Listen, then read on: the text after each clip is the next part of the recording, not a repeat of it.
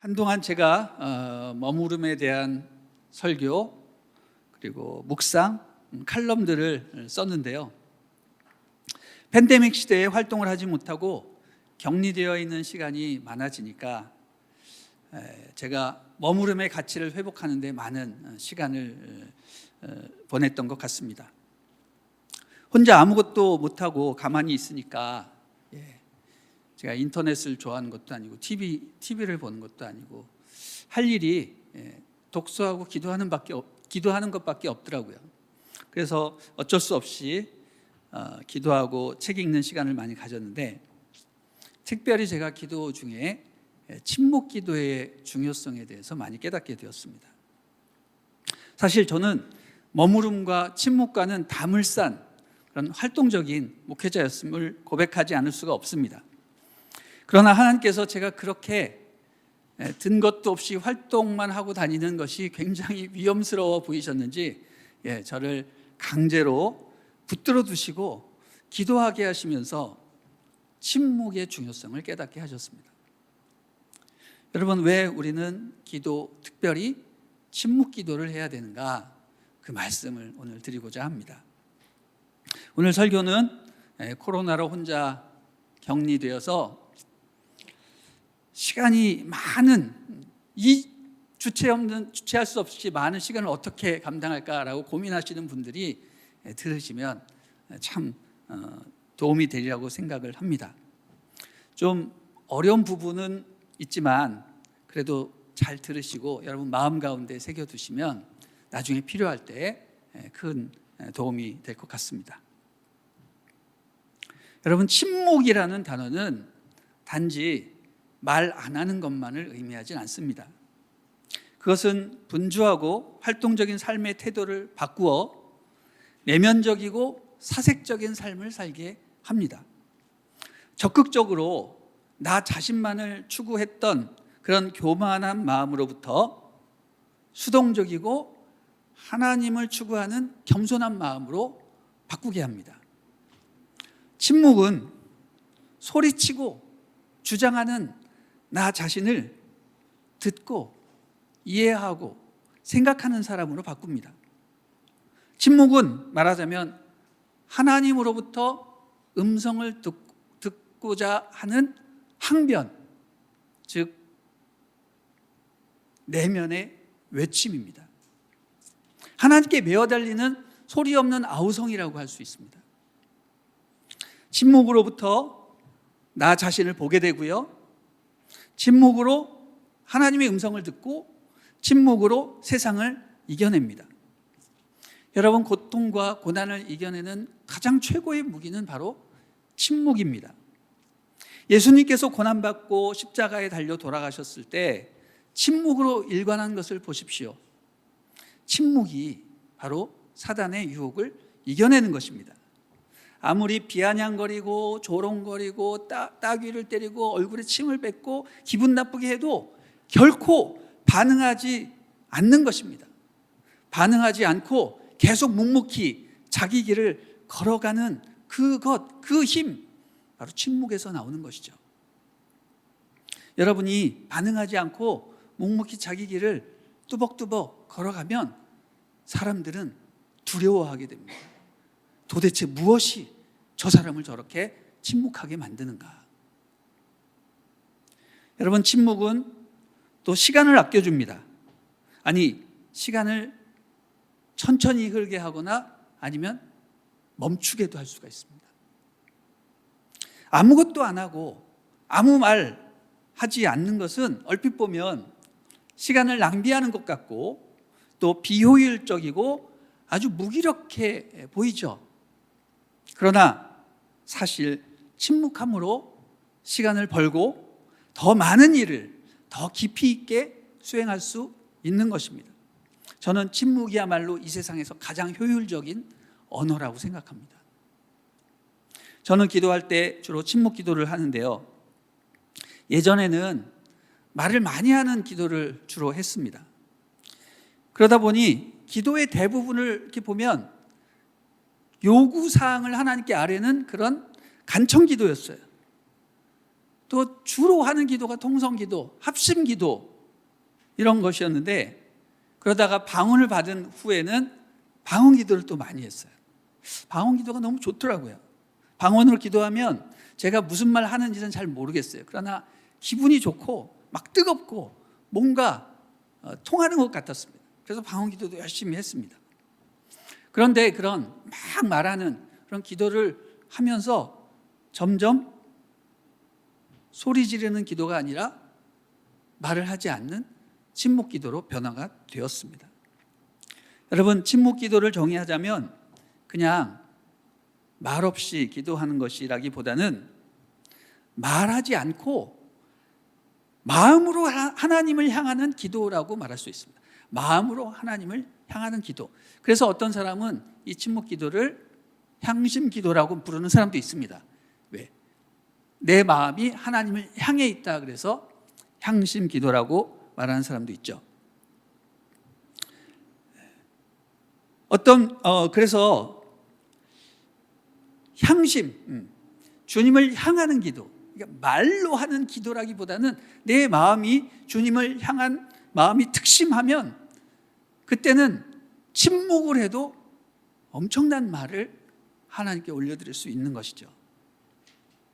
여러분, 우리가 입술로 소리 내어서 하는 그런 말을 많이 하게 되면 주님의 음성을 듣기보다는 나 자신을 주장하기가 쉽습니다.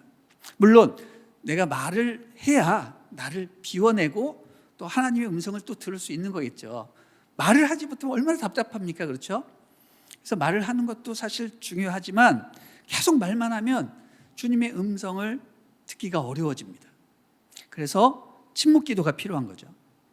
침묵 기도는 인간의 언어로 주님과 소통하는 것이 아니라 표현 못할 속 깊은 마음의 언어로 주님과 소통하는 것입니다. 침묵 기도의 최고 유익은 바로 하나님의 현존을 경험하는 거죠. 현존, 다시 말해서 하나님께서 지금 여기에 임하여 계시다라는 것을 느끼는 것입니다. 풀이하자면 침묵 기도가 시간을 현재로 붙잡아 두게 되는 것입니다. 여러분, 시간이란 무엇입니까? 시간이란 굉장히 좀 애매모호한, 정의하기가 어려운 것일 수 있지만 간단하게 생각하면 시간이란 현재 지금 느낄 수 있는 것입니다. 그 순간입니다. 과거란 무엇입니까? 이미 지나가 버린 시간이고 미래는 아직 오지 않은 시간입니다. 그런데 순간적으로만 경험할 수 있는 이 현재는 너무 짧기 때문에 그것을 인식하는 순간 어떻게 돼요? 과거가 되어버리잖아요. 그리고 미래는 언제나 쏜살같이 달려오기 때문에 현재를 느끼고 그것을 누리기가 여간 어려운 것이 아닙니다. 그렇기 때문에 우리는 활동을 멈추고 침묵이라는 자기 절제를 통해서 현재를 느끼고 그것을 잡아야 하는 거죠. 시간은요, 항상 현재로만 존재합니다. 과거는 이미 지나버렸기 때문에 없는 거예요. 그리고 미래는 아직 오지 않았기 때문에 또 없는 거예요. 그 시간은 과거, 현재, 미래로 되어 있다라고 말하는 것이 아니라 시간은 현재 하나예요. 현재밖에 없어요. 과거는 그럼 뭐냐? 기억이라는 형태로 우리 안에 존재하는 것이고 미래는 기대라는 형태로 또 우리 안에 담겨져 있는 것입니다. 그래서 시간은 그냥 현재가 계속 흘러가는 거예요. 그런 의미에서 침묵이란 이거 정신없이 흘러가는 그 시간의 흐름에 내가 떠내려가지 않고 거기서 나와서 나를 발견하는 시간인 겁니다. 내가 어디서 왔고 어디에 있으며 어디로 가고 있는가? 나를 주장하시는 하나님은 어떤 분이신가? 나의 존재의 의미는 무엇인가? 이렇게 생각하고 곱씹어 볼 수 있어야 되는 거죠. 그런 게 침묵이라는 것이죠. 여러분, 우리는 종종 시간을 잘 활용하고 또 그것을 아끼기 위해서 정말 열심히 뛰어다니곤 합니다. 바쁘고 분주하게 사는 것이 제한된 시간을 잘 활용하는 것이라고 우리가 착각하기도 하죠. 그러나 여러분, 시간은 우리에게서 뛰어서 달아나는 것이 아니라 사실 우리에게 달려오고 있습니다. 다음 순간을 의식하든 못하든 간에 그 순간은 우리에게 다가옵니다. 우리가 어떻게 하든지 미래는 현재가 될 것이기에 현재에서 미래로 뛰려고 덤빌 필요가 전혀 없는 것이죠. 움직이는 것은 우리가 아니라 뭐예요? 시간이란 말이에요. 그래서 우리는 그냥 그것을 기다리기만 하면 되는 겁니다.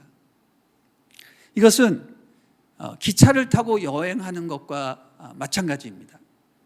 기차는 계속 움직임으로 때가 되면 원하는 곳에 도달하게 됩니다. 여기서 우리는 시간 활용의 비밀을 깨닫게 되는데요. 우리가 막 자주 서두르면 좀 더 빨리 나아가게 될 것이라는 착각을 하게 되는데, 여러분, 이것은 뭐랑 똑같은 거냐면요, 기차 안에서 막 급하다고 막 서두르는 것과 마찬가지입니다. 여러분, 급하다고 기차에서 막 뛰어보십시오. 이것만큼 웃기는 코미디가 어디 있습니까? 기차에서 왜 뛰어? 그렇죠? 근데 우리는 뛴다고 미래가 빨리 올 것이라고 생각한단 말이죠. 그렇지 않습니다. 사실 우리가 있는 순간은 지금 이 시간뿐이고 아무리 서둘러도 빨리 도달할 수가 없습니다. 그렇기 때문에 달려가는 시간에 우리 자신을 맡기고 여유롭게 그 순간을 즐기고 음미하며 삶에 집중하고 있으면 자기도 모르게 그 목적지에 도달하게 된다는 거죠. 서두르고 분주하며 뛰어다닌다고 그 목적지에 더 빨리 도달하지 못합니다. 그렇게 하면 어떻게 돼요? 오히려 시간을 다 잃어버리고 마음은 분주한 상태에서 도착지에 이르면 아무것도 한 게 없게 되는 겁니다. 여러분, 이것을 깨달아야 시간을 잘 사용할 수가 있습니다. 침묵 기도란 뭐냐? 바로 이 현재 안에 우리 자신을 가져다 놓는 겁니다. 보통 우리는 현재를 과거와 미래 사이에 낀 보잘것없는 것으로 간주해서 과거에서 곧바로 미래로 도약을 하려고 하죠. 그래서 우리의 삶에는 늘 현재가 없는 거예요. 현재를 느끼지 못하는 겁니다. 그런데 침묵 기도란 이 현재를 우리가 느끼게 하고 계속 붙들고 현재를 살아가게 하는 겁니다. 침묵은 우리가 지금 여기에 있다는 것을 발견하게 하고 내가 지금 살아있는 이 순간이 영원과 연결된다는 것을 깨닫게 하는 거죠. 침묵 기도는 하나님 앞에서 시간을 멈추게 하는 겁니다. 나 자신을 되돌아보고 하나님을 바라보며 그분의 현존을 경험하여서 세상을 제대로 살아가게 하는 겁니다. 침묵은 어떻게 하는 거냐? 그냥 아무 말 하지 말고 가만히 있으면 되는 겁니다. 그게 침묵이에요. 무언가를 해야 한다는 그런 활동 위주의 삶에 제동을 걸고 나는 활동하지 않아도 존재한다. 이렇게 내면에 선언하는 것이죠. 그렇지만 실상 우리의 모습은 어떻습니까? 항상 움직이고 활동하고 우리가 그런 존재인데 아무것도 안 하고 그냥 가만히 있는다면 이게 얼마나 견디기 어려운 것이겠습니까? 현대인의 가장 큰 질병은 심심함이라고 했습니다. 심심함을 못 참아요. 근데 심심함에서 모든 창의력과 모든 에너지가 거기서 나오는 건데 현대인은 참 불행하게도 심심함을 못 참습니다. 저는 심심함보다 더 심각한 얘기를 하고 있습니다. 그냥 가만히 있어야 되는 거예요. 가만히. 침묵이에요. 굉장히 어려운 것이죠. 이제껏 우리는 활동을 통해서 자기의 존재감을 피력했고 뭔가 업적을 쌓으면서 생명력을 얻었습니다. 그래서 가만히 있으면 불안한 겁니다. 내가 지금 이렇게 하고 있을 땐가? 당장 일어서고 싶죠. 그리고 가만히 있으면 어떤 일이 발생합니까? 정말 5만 가지 잡생각이 머릿속에 다 들어오는 거죠. 그리고 또 뭐가 문제예요? 침묵만 하면 골아떨어지는 거예요. 그렇게 졸려요. 가만히 목만 고정이 되면 이렇게 졸아요. 그게 우리의 모습임을 발견하게 됩니다. 제가 침묵을 연습하다 너무 많이 자서 그런지 침묵하면 침대가 생각이 나요. 침묵하면 하나님의 꿈나라로 가게 되더라고요. 또 침묵을 시작하면 왜 이렇게 방해하는 세력들이 많은지, 그냥 아이들이 생전 안방에 들어오지 않던 애들이 제가 침묵만 하면 그냥 불쑥불쑥 문 열고 확 열고 막 들어오고, 안 오던 전화가 그렇게 오고, 개는 왜 이렇게 지저대는지. 침묵을 방해하는 요소가 너무 많습니다. 그러나 마음을 단단히 먹고 침묵하기를 계속 연습을 하면 여러분이 어느 정도 익숙해지고 서서히 발전을 하게 됩니다. 그때부터 여러분 침묵 기도의 축복이 시작이 되는 겁니다. 제가 여러분이 침묵 기도를 할 수 있도록 좀 도움을 드리고 싶은데, 침묵 기도를 시작할 때 시작을 어떻게 하시는 게 좋냐면, 제일 먼저 나 자신에게 이렇게 선포하는 것입니다. 나는 지금 주님 앞에 있다. 주님의 현존 가운데 있다라고 선포하는 것입니다. 선포라는 것은 그냥 말하고 끝나는 것이 아니라 계속 그 어떤 선언을 계속 되새기는 거죠. 항상 그 생각을 하게 하는 거예요. 나는 지금 하나님 앞에 있다. 하나님 앞에 있다. 이렇게 내면에 선포하면서 이제 기도를 하는데, 어떤 기도를 하는가? 여러분, 기도를 하라는 게 아니라요, 아주 짧은 기도문. 예를 들어서 이런 겁니다. 주여 나를 불쌍히 여겨 주십시오. 주여 나를 불쌍히 여겨 주십시오. 이런 아주 짧은 기도문을 여러 번 반복하는 겁니다. 여러 번이라 하면 몇 번일까요? 10번? 20번? 아닙니다. 100번, 500번, 1000번. 어떤 사람은요, 하루 종일 이거를 계속 되뇌이는 사람도 있습니다. 이 짧은 기도문, 주여 나를 불쌍히 여겨 주시옵소서. 이 기도문은요, 예수 기도문이라고 일컬어진 아주 유명한 기도문이에요. 이게 동방정교에서 시작이 된 것인데, 짧지만 계속 반복할수록 아주 강력한 능력을 발휘합니다. 이 짧은 기도문을 반복한다는 것은 어떤 부적을 외우는 그런 차원이 아니라 잡념을 없애버리고 주님께 집중하는 역할을 합니다. 그래서 수없이 반복을 한 다음에 어느 정도 여러분 집중이 되면 그때부터 침묵이 시작이 되는 거죠.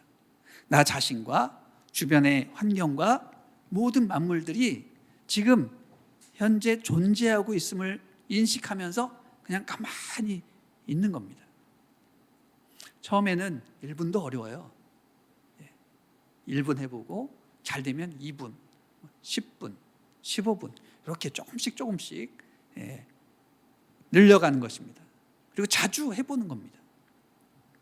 그러면 마음의 평화와 안정감이 없고 평소에 듣지 못했던 소리가 그때부터 들리기 시작하는 거죠. 무슨 소리가 들릴까요? 제일 먼저 방 안에 울리는 째깍째깍 벽시계 소리, 윗집에서 대화하는 소리가 들려요. 바깥에서 들려오는 아이들 소리, 벌레 소리, 심지어는 바람 소리도 들립니다. 그러면 여러분이 현재 내가 존재하고 있구나, 이것을 깨닫게 되는 것입니다. 한 번은요, 제가 침묵 가운데 정말 잠잠히 하나님만 바라고 있는데 갑자기 마음이 차분해지면서 하나님의 임재가 느껴졌어요. 하나님이 뭔가 저에게 말씀하시고자 하는 것 같았어요. 갑자기 눈이 번쩍 뜨이면서 긴장하기 시작했습니다. 그런데 참으로 당혹스러운 것은요, 하나님의 임재가 느껴질 때 그 경험한 그 마음 상태가 뭐냐면 평안이 아니라 두려움이었어요. 혼란스러웠어요. 이게 뭐지? 갑자기 온몸이 막 쭈뼛하고 두려움이 막 엄습해 오는 거예요. 막 식은땀이 막 났어요. 왜? 하나님이 진짜 나타나셔서 나에게 말씀하시면 어떡하지? 내가 과연 그것을 감당할 수 있을까? 이런 두려움. 그래서 막 부들부들 떨고 있는데, 그러나 제가 집중하면서 사랑의 하나님 나를 결코 멸망시키지 않으실 거야 하면서 계속 마음을 가다듬으면서 사랑의 하나님을 믿고 신뢰하니까 어느 순간 마음이 편안해지면서 잔잔한 음성이 들렸습니다. 그 음성은 내가 너와 함께한다, 이런 말씀이었어요. 그 말씀을 듣는 순간 긴장이 확 풀리더니 갑자기 속이 편안해지면서 눈에서 그냥 눈물이 확 터져버렸습니다. 엉엉 울게 되었어요. 준비 안 된 저에게 그렇게 말씀해 주시니까 얼마나 감사하고 또 감격스러웠는지 모릅니다. 주님은 저에게 말씀하시기 위해 다가오실 때 저는 의외로 두려움을 느꼈고, 우리 하나님은 결코 만만한 분이 아니라는 사실을 깨닫게 되었습니다. 우리가 찬양할 때 성령이여 오소서, 주님이여 임하여 주셔서 막 기도하고 막 뛰고 그러잖아요. 다 뻥이에요. 다 뻥.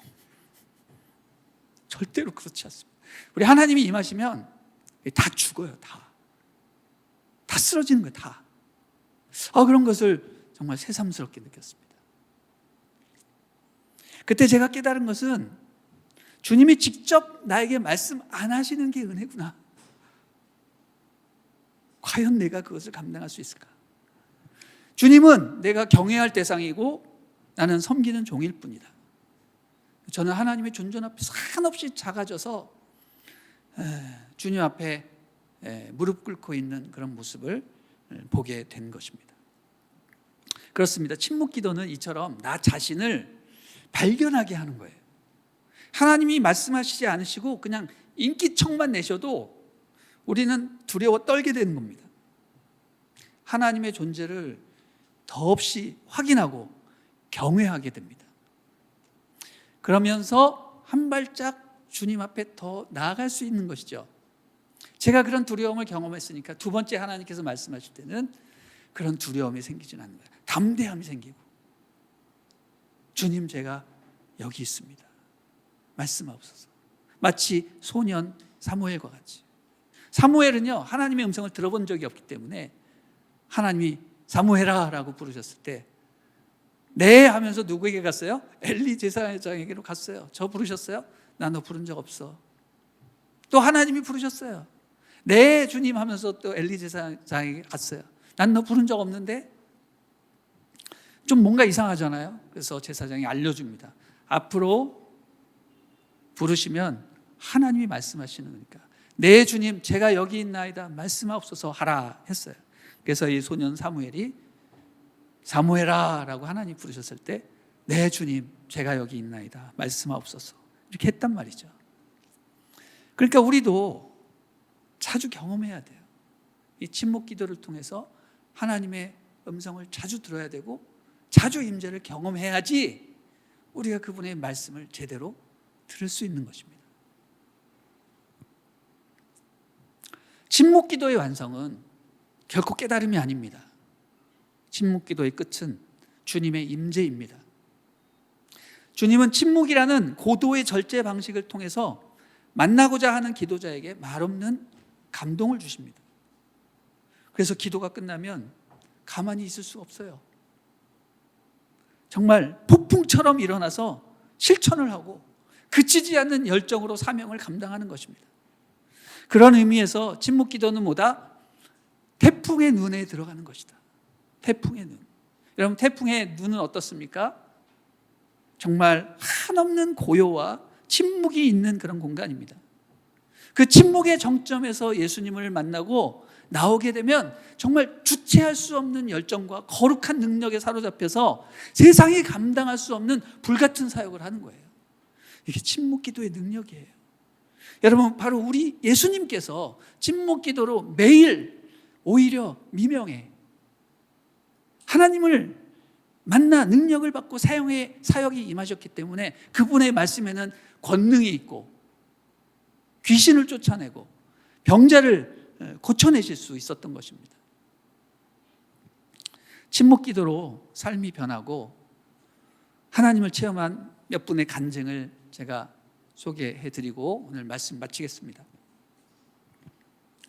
양로원에서 신실하게 하나님을 섬기는 어떤 할머님이 계셨습니다. 이 할머님의 나이는 102세이십니다. 정말 매일 신실하게 기도하시는 그런 삶으로 양로원에서 살아오고 계셨습니다. 기도의 삶을 사신 덕인지 그분의 정신은 정말 또렷하고 그 음성은 흔들리지 않았어요. 하루는 양로원에 예배를 드리기 위해서 방문한 목회자에게 찾아가서 이렇게 문의를 하셨습니다. 목사님, 어떻게 하면 기도를 제대로 할 수 있겠습니까? 저는 지난 14년 동안 하루도 빠짐없이 간절히 기도를 드렸는데 한 번도 하나님의 현존을 경험할 수가 없었습니다. 이렇게 얘기를 하자 질문을 받은 목사님은 잠시 뭔가를 이렇게 생각을 한 후에 이렇게 답변을 드렸습니다. 할머님께서 계속 말씀만 하시니까 하나님의 음성을 들으실 수가 없었던 것입니다. 할머님은 다시 질문하셨습니다. 그럼 어떻게 해야 됩니까? 그래서 목사님이 말씀해 주셨습니다. 할머님, 아침에 일어나시자마자 다른 것 하지 마시고 식사를 하신 후에 그냥 방에 들어가셔서 가만히 앉아 있어 보십시오. 그리고 아무것도 하지 않고 그냥 가만히 계시는데 너무 심심하시면 뜨개질 거리를 하나 갖고 와서 뜨개질을 하시되 하나님 앞에서 뜨개질을 한다라고 생각하시고 뜨개질을 하십시오. 단 뜨개질 하시면서 절대로 소리 내어서 기도해서는 안 됩니다. 목사님께서 소리 내서 기도하지 말라라는 이게 좀 약간 좀 특이하죠. 그래서 할머님은 그 목사님의 말씀을 듣고 그대로 똑같이 해보았습니다. 몇 달 후 목사님은 다시 그 양로원에 방문을 하였고 그 할머니를 만나서 물어보았습니다. 할머님, 제가 말씀드린 대로 하셨습니까?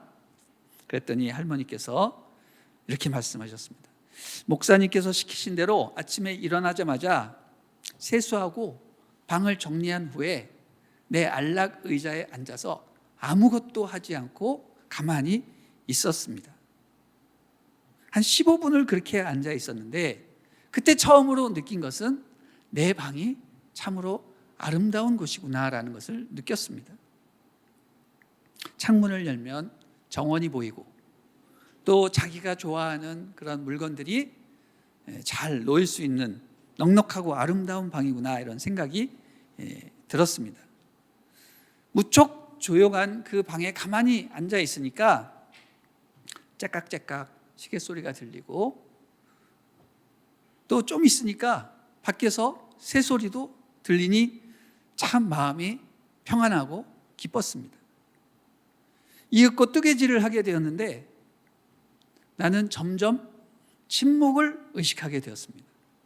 그러자 이 침묵이 단순히 소음이 없는 것이 아니라 그 이상의 무엇이란 것을 느끼기 시작했습니다. 침묵 안에 어떤 깊은 풍요로움이 있었고 그것이 나를 둘러싸기 시작했습니다. 주위의 침묵이 내 안의 침묵과 하나가 된 것 같았습니다.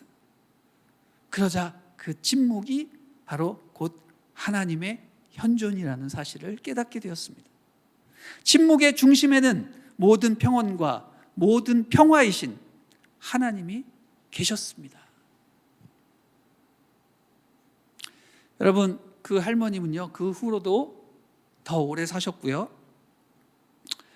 그분은 고요하게 있으면 언제나 침묵을 즐기면서 기도를 할 수 있었고, 침묵 기도뿐만 아니라 때로는 소리 높여 기도도 하셨고, 때로는 방언 기도도 하셨으면서 또 마음이 차분해지면 침묵 기도를 통해서 하나님의 임재를 경험을 하셨다고 합니다. 중세의 도시 아르스의 성자 비안네라는 수도사의 이야기입니다.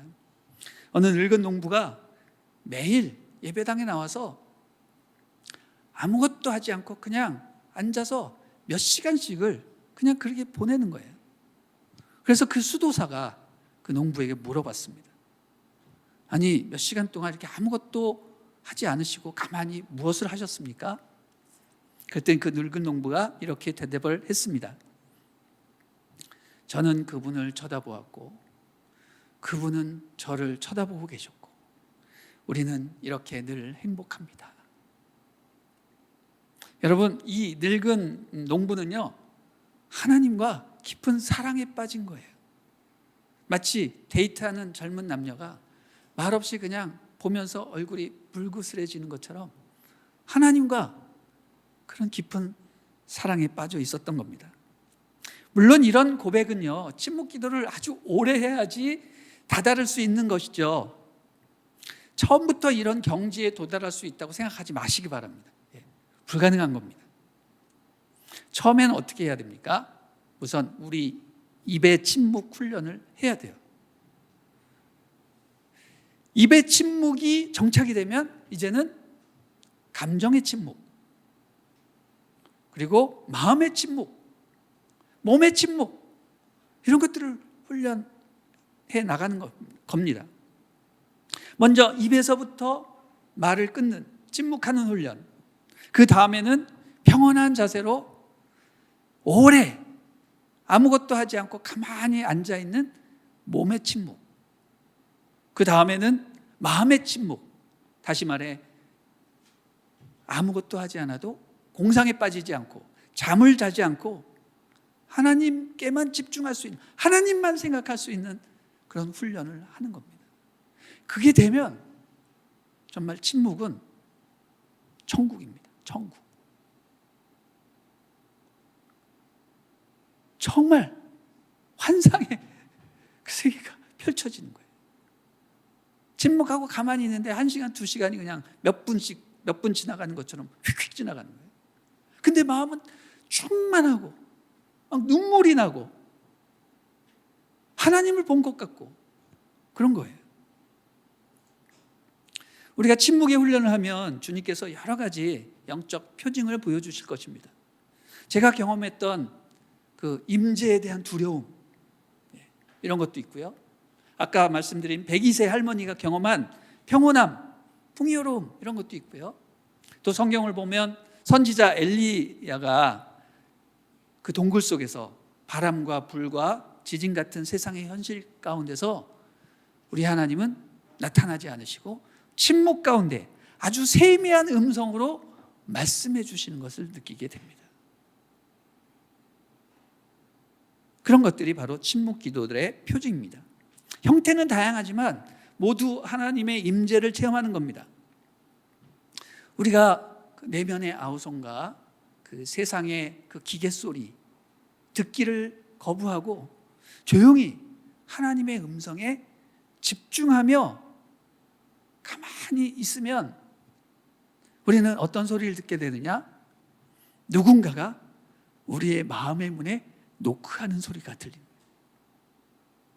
누가 노크하는 겁니까? 바로 예수님께서 우리의 마음의 문을 노크하는 것입니다. 요한계시록 3장에 이런 말씀이 있죠. 내가 문 밖에 서서 두드리노니 누구든지 내 음성을 듣고 문을 열면 내가 그에게로 들어가 그와 더불어 먹고 그는 나와 더불어 먹으리라. 자, 이렇게 해서 예수님과 친밀한 교제가 시작이 되는 겁니다. 이게 바로 침묵 기도의 축복이요, 제가 말씀드렸죠, 천국의 삶입니다. 천국의 삶. 저는 여러분이 이 침묵 기도의 축복을 다 경험했으면 좋겠습니다.